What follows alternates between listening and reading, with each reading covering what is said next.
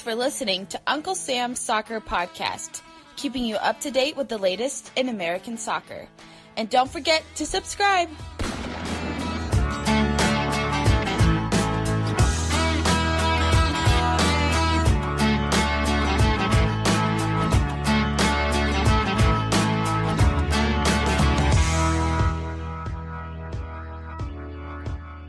Hello everyone, welcome to Uncle Sam's Soccer Podcast. My name is Steven Jodarand. Joining me today, as always, Jake Watroba and Armand Kafai. On today's episode, Jason at Home Sweet Soccer returns to discuss the opening weekend in USL League 1. If you haven't done so already, follow us on the Twitter machine at Unc Sam Soccer Pod. Make sure you hit that subscribe button whichever way you are listening to the program and leave us a 5-star review. Now, let's get to today's episode.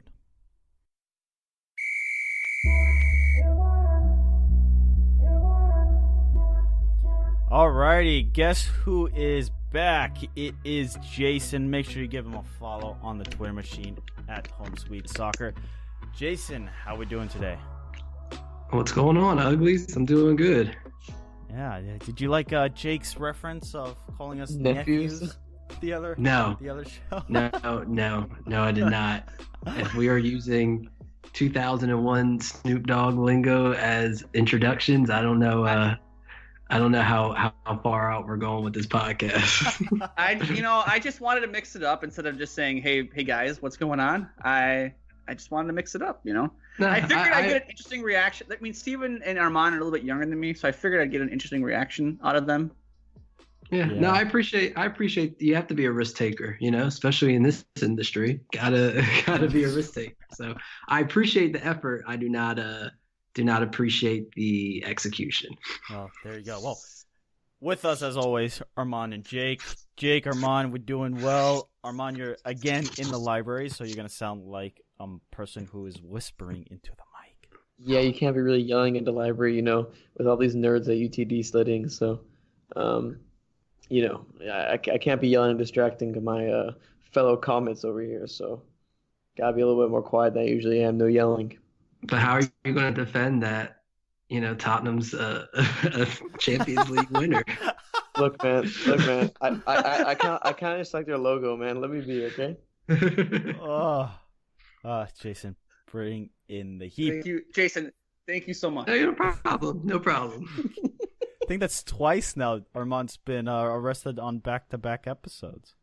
Dude, how can I be arrested for the Tottenham take? It hasn't happened yet. Like, wait till it happens that he can arrest me. But right now, I'm just like, I'm on the FBI watch list. I'm an unfortunate Tottenham fan, and every time the calendar turns March, it happens. You should know this by now. Fair. But let's talk about the newest league that kicked off this past weekend. That's USL League 1. Jason and Armand were both at games. And Jason, let's just talk about the overall game, the atmosphere. What were your initial thoughts? Yeah, so Tormenta FC they're going to be playing their first season at Georgia Southern Soccer Field, and I'm familiar with Georgia Southern University because they're rivals of where I went to college at Georgia State, so I've been there a couple times. Tormenta actually had their groundbreaking event this past week, to where they're going to have their own soccer-specific stadium next year. And instead of it being just a stadium by itself, it's actually going to be in this development that has bars and movie theaters and all kind of events. So it's really cool because what they're building is more of not just a soccer event, but it's a whole day for the family. And that goes really well with their promotions because if you haven't heard, Tormenta FC is $1 for any student. And I mean any student. So it can be elementary school, middle, high school, college, and even grad school students. As long as you have an ID, it costs $1 to get into the game. And so in a state where there's, Georgia Southern usually takes up the, majority of what's going on, that's huge for them, right? It's going to bring in a bunch of people. It's going to bring in a bunch of students to hang out, have $1. For $1, it's probably the best thing you can do in Statesboro since there's nothing to actually do there. And it showed, the atmosphere Friday night was great. They sold out. I had over 3,500 spectators come. You saw a good amount of students come, and they were the rowdiest of the bunch, and I loved it. And it's a very Georgia Southern atmosphere. It's a Southern atmosphere. So everything that they do is more spectacular. And they don't just go and play a soccer game. For instance, they drop the game ball from a hot air balloon. So they had a hot air balloon go 30, 40, 50 feet in the air and actually drop the game ball to the keeper. And that's how they started the game.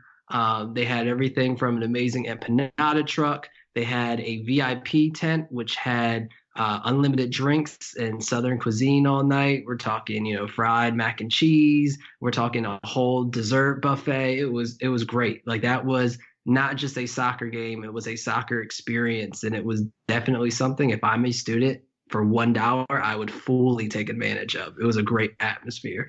Well, before we get to Armand in North Texas, Jake, I know you have some strong takes on this $1 ticket, so you don't think it's necessarily a good business plan. Oh God, we're gonna. It finally comes around and bites me in the ass every time I've dug up something on you guys. Finally, gonna pull the rug out from underneath me. Yeah, no, I think that you. Granted, I don't know how big their new stadium is going to be when it's completed. And Jason, you can probably speak to this better than I can. But I mean, if they're going to open up a stadium where it's 4,000, 5,000 capacity or whatever it may be, I just feel like 5,300, I believe. I just feel like if you're selling a large chunk of tickets for $1, that's not. I feel like you're not making a lot of money. You're hoping that people are going to buy spend tons of money on concessions and merchandise. But 2, I also think you devalue the product on the field a little bit by doing that. And you set an expectation of, well, this is only worth $1. Why would I pay $15 for a ticket or something of that nature? That's my whole take on it. I just look at what teams. So somebody gave you a ticket to a game and said, I don't want to go. Is that devaluing the game you're going to? I think that you can look at it and say this ticket is so cheap that the product on the field must be lesser in quality too. It's kind of like, here's the thing about USL League One, right? This is a community-driven league. So this is a league to where the community comes first, and teams are actually building around their community, right? So you've got teams like Forward who had a homegrown player or a Madison-born player, and they actually did his signing at the high school he graduated from. You have all these supporters groups. You have all these guys that are supporting the team from within the city. So right now, especially in Statesboro, where Georgia Southern, like I said, is pretty much the majority, like that, the whole city kind of revolves around Georgia Southern. I think it's a great way to get people to come in. And I think it's a great way to show that you are putting the community first, right? If they were to come in with a pro team, they're using Georgia Southern soccer field for the first year, and they're going to say, oh, well, it's also going to cost you $20, $30 to come in. As a college kid, we don't have $20 of disposable income that we can use every week or every other week. So they're showing like, hey, we're using your soccer field. We're in your city. We want you guys to be a part of this community. That doesn't mean it's always going to be $1 ticket, right? It might just be that for this year, it might be for next year. We don't know for how long, but the fact that they are doing that, I think, is more of a statement that they are showing that this is a community thing and not just us trying to make the most money as possible. No, and I'm not saying they should come in and charge $50 a ticket, for each person that walks through the gate.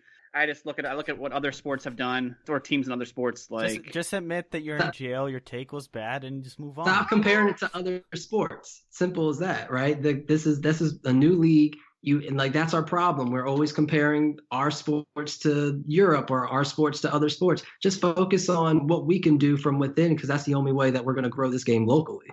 No, you're right. I guess I just look at it from a standpoint of. You mentioned this, from a $1 ticket to next year, you don't know what they could be. They could be priced higher. I guess I just look at it from the standpoint of, if someone's charging me something for $1 and then it goes up in price, and I'm not comfortable spending more than that $1, then why would that person come back? But that's a completely different debate, I think. Right, and that's also because then you go for $1 and you see the atmosphere, you see the product on the field, you see that this is a cool thing to do Friday night as a 19-year-old that you can't do. So if they do bump up the tickets to $10, you value that and say, yeah, this is way worth more than $1. I can see this being worth $10. And I appreciate that they gave us the opportunity to come out for a year for $1 to experience this before it goes up to what it probably should be valued as. Well, I guess we'll just have to agree to disagree on this subject. Armand, how are we doing there? I mean, I'm just listening to this whole thing, taking it all in. You know how it is. Me and you both. Yeah, no, you and I both. But let's talk about North Texas and what was your experience like for the USL League One round of openers? So definitely a lot different than Jason's, right? Because Tormenta is its own team, and TXSC is FC Dallas's second team, basically. FC Dallas had a road game, so they try to pair it with like a little watch party or something along those lines. The thing is, they announced an attendance around 2,000, and it was cold. The weather was actually pretty, so a lot of people were inside, so you couldn't really tell on TV. It looked pretty empty, as it usually does. But I mean, the atmosphere in the stadium wasn't amazing because, again, you're 2,000 people and 20,000 seater is not going to sound amazing. But I think the big thing is you saw how important this USL team is for FC Dallas's project to continue to grow as the leader, or as what they want to be, the leader in development, because you get to saw the average lineup with Jimmy Maurer, who's 30 years old, was 19.6. Without him, it was 18.6. They had a 15-year-old play. Ricardo Pepi, a 16-year-old, scored a hat trick. You see now how important this was. And they're emulating first team tactics. You're getting playing time for guys that don't usually play, getting them competitive minutes. I think it's a lot different from, Tormenta, because I think you have two different goals. In Tormenta's goal, I mean, obviously they want to be a force in the community and, obviously develop their own players at some point. But I think for North Texas SC, specifically developing players for their first team and building things for that first team, like systems and stuff like that. So a bit different of a contrast between the two, but I think you finally see why it's important for an MLS team to have a affiliate or a USL team like that. Let me ask you, Jason and Armand, as far as quality of football, was it there? Was it enough for people to come back and say, yeah, this is quality? From watching what NTX did, the fact that season ticket holders get this included in your ticket bundle, the fact that the tickets are around $5 to $10, which I mean might not be the greatest pricing system in the world, but whatever. People are starting to rally around the hype around these younger players.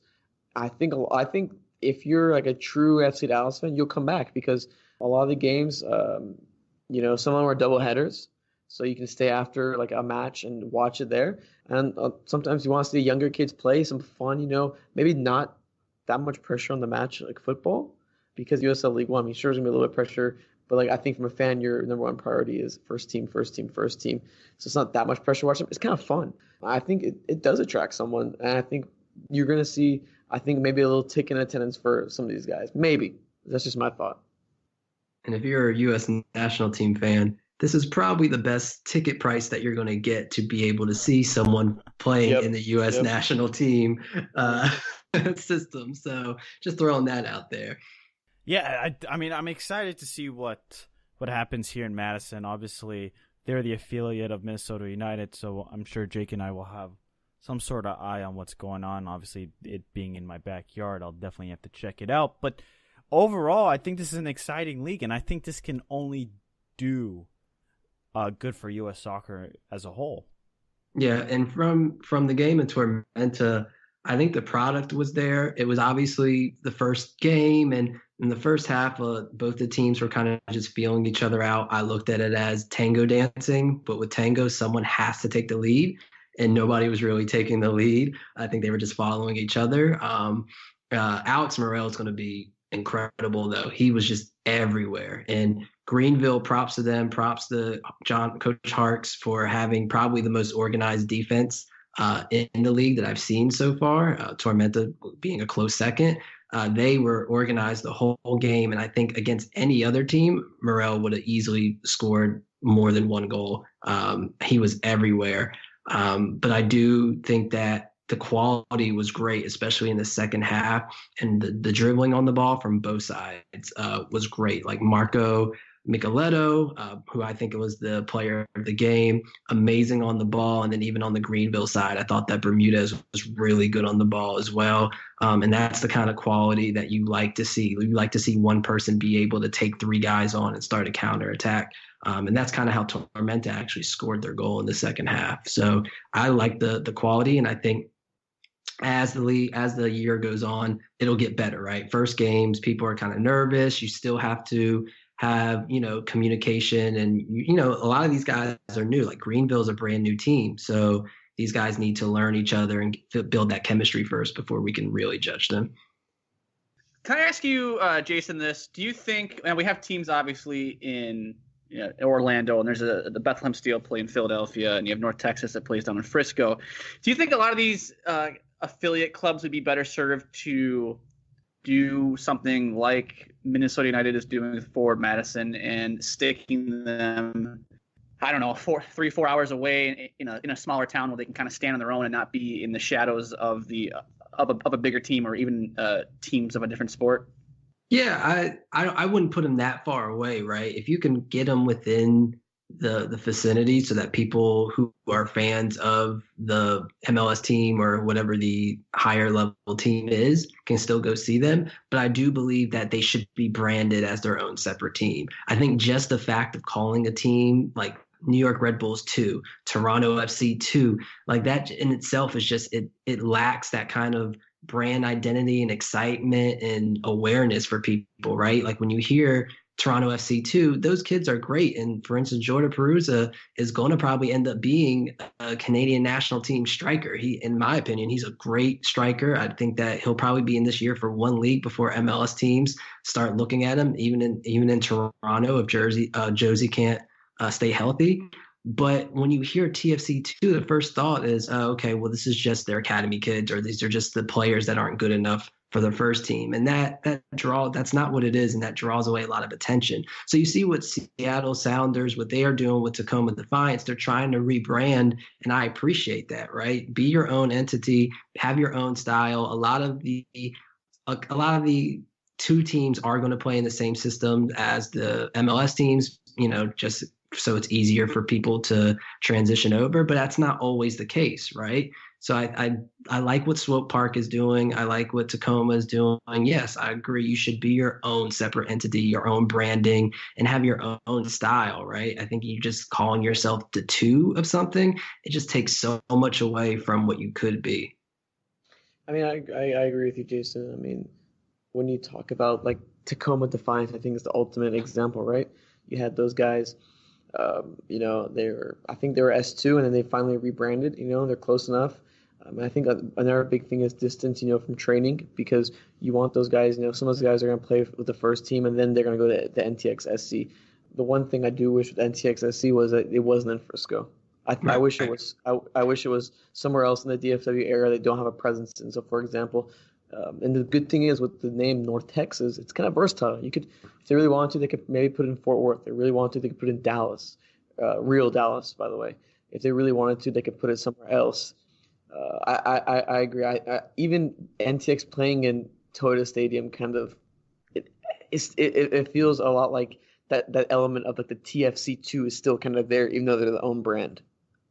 So what I would like is, have your own separate, even if you're playing at a training facility that fits 2,000 people or 3,000 people, whatever the league requirement is. I think it's 3,000. Like you play there, and then once in a while you play as doubleheader with your MLS affiliate, right? So then that the people who aren't diehard North Texas fans have a chance to see these players and say, oh, wow, maybe I should go out to a game, and then look and go, oh, and it's closer than Frisco. Like, yeah, I should definitely check this out. Bring the kids on a nice Saturday afternoon, right? That's definitely something that I think is possible. I think you're right. Playing them in 20,000 seats is just going to have people negative about it and say, oh, why would I watch an empty stadium full, 16-year-olds playing? Whereas if they have their own brand and style, and then also you have a chance to also you have a chance to have a doubleheader once in a while to try to, showcase them in front of people who don't really know about them. then I think that's the win-win. I think that's the end goal. And I think you were saying, like, naming them North Texas, maybe that is what they're planning, right? It allows them, even if that's not what they're planning, it at least allows them the opportunity to do that. Oh, I 100% agree. I think this is what's really fascinating with what's happening in Madison is they're very hype. They're hyping this up as a soccer club that is affiliate of Minnesota United. But I'll be honest, I have not heard much discussion with the linkage with Minnesota United. So Steven, let me ask you this. We keep mentioning this affiliation with Minnesota United. It's an affiliation. It's not like Minnesota United owns Forward Madison. It's just a straight up affiliation. So like they have a loan agreement, they can send players down and up. Yeah, right.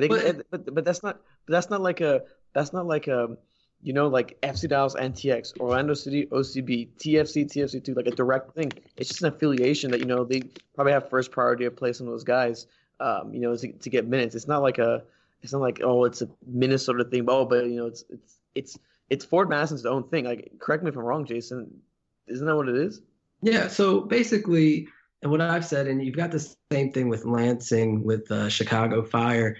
I think it's more like a under the table affiliate partnership, right? So you look at Mason Toye, for instance, only played 340 minutes last year at Minnesota United, which is fine when you have, you know, the depth in front of him, but he is a quality player and he needs consistent minutes. You can't have a player at his status only play 340 minutes for a whole season. That's just ridiculous. You cannot have that. So with Madison, now you have the opportunity to where these players can get consistent minutes, because how are they ever going to be ready if injuries happen, if they're not playing? How are they ever going to be able to grow as a player if they're not playing? And how are they going to be able to be ready for competition and jump right into your system if they're not playing? So this is what I think the benefit is, right? And then when you look at Ford, Madison getting Berlin as a friendly later this summer, that also happens because of the affiliate with Minnesota United, who's going to be playing Berlin as well, right? So I think it's great because that's a reach for Minnesota in an area that they're not in, and it's also a way for their players to get consistent minutes and be ready for the call up to the pros, while Madison gets to showcase players. And then I bet you a lot of Madison players, if you have one of their players end up playing with Minnesota, or even Toye, if he comes down for 20 games and kills it before Minnesota needs him back, you're going to sell so many Toye jerseys in Madison, especially when they're going soccer crazy right now.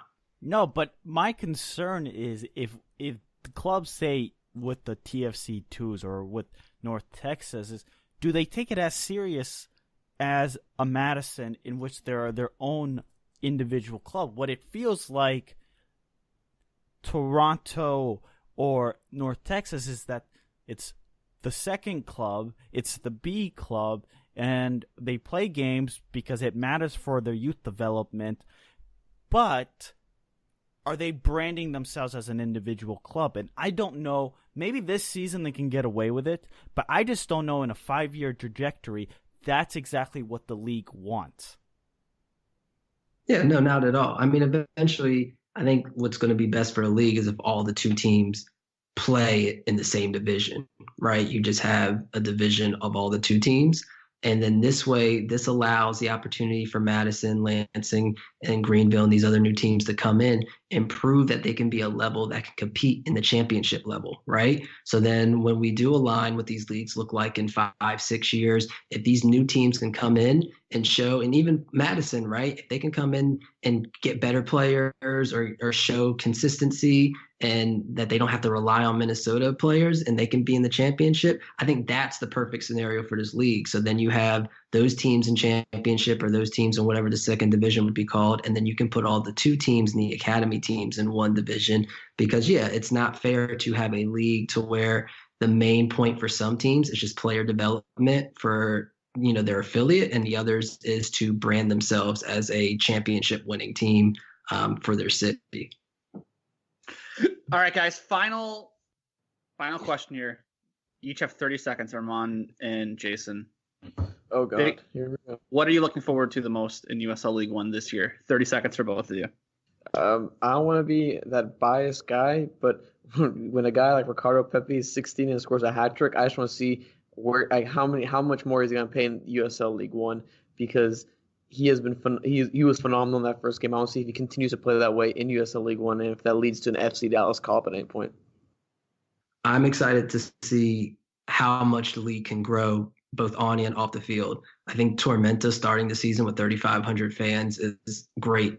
And I think that with Madison and their fan base, Lansing with their fan base, Richmond, who has a proven consistent fan base, I think that this league has the potential to grow and be something that no other league is. None of the front office politics. It's just a league that you can feel that you're a part of, you directly affect, and it's something that you can be a part of and go to on the weekends and see the results and see the development of your team and your culture in the city. Awesome. Well, there you have it. Make sure you follow the show on Twitter at UncSamSoccerPod. Make sure you follow our special guest, our contributor, Jason, at Home Sweet Soccer. You can follow Steven at Steven Jodaran and Armand Kafai at Armand Kafai. You can follow myself at Jake Watroba for some, well, actually, you can follow Jason for the spicy hot takes. You can just follow me for stupidity. So for Steven, for Armand, for Jason, I'm Jake. We'll talk to you guys next time. Deuces.